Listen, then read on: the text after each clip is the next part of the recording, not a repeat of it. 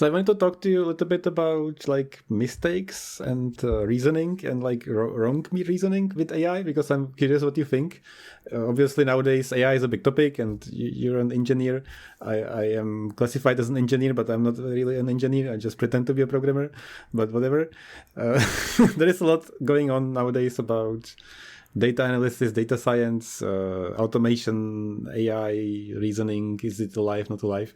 And something I've been thinking about, even without this book, but especially after this scene, is how do you reason with a system?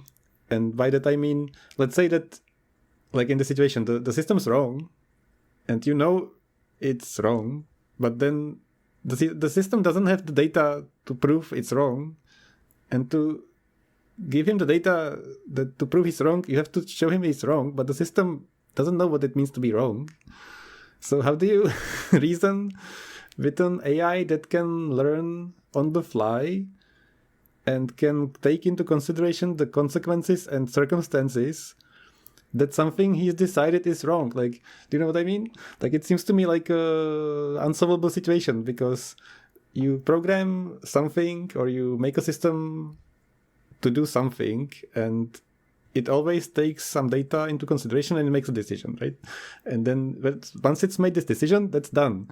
There isn't a thing as to change this decision, usually. Do you know what I'm talking about? I think so, yeah. That's difficult to say. So this like concept of false information is very interesting to me. Like, to us as people, it's very common that we change our mind and we are constantly proven wrong, and making mistakes is a normal thing. But to like AIs and even in sci-fi or like fantasy, I don't remember anywhere to be an AI that would make a mistake and admit it made a mistake and correct itself. I don't think that's the thing that happens. Yeah, like, that's okay. That's fair to say. Yeah, I don't remember that either. There should be a mechanism for it to do that. Yeah, usually they are just correct. Exactly. And if they are not correct, they are evil. Exactly. That's exactly my point. So can you think of a good way to circumvent this and prevent the evilness by having the AI not just get stuck to this decision?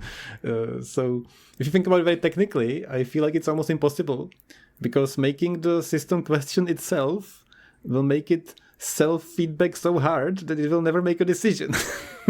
Yeah, I suppose it's hard to imagine, because like even right now, whatever we call artificial intelligence is essentially a black box. We kind of can affect it from the outside by giving it different information, but we can't really change the way it thinks directly. So it's not like you could override a specific decision, I think.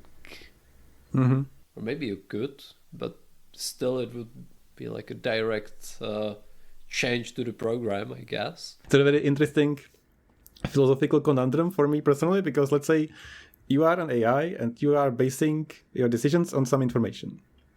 The information given is from the person telling you otherwise. You know, the same person gave you the information to make the decision from, and the same person is telling you that it's not correct. So there is no way for you as an entity to believe this or that.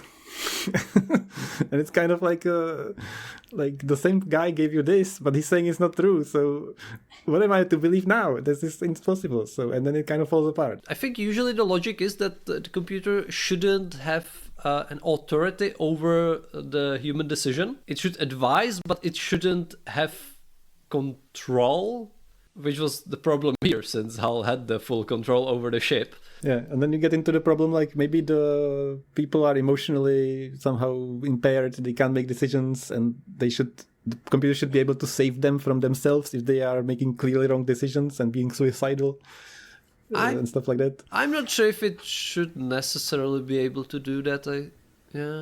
It's just kind of necessary evil to not give the AI that much power over humans. That I think we wouldn't accept giving that much power to the computers. We would rather accept that there is a chance of a human failure. Okay, yeah, that makes sense.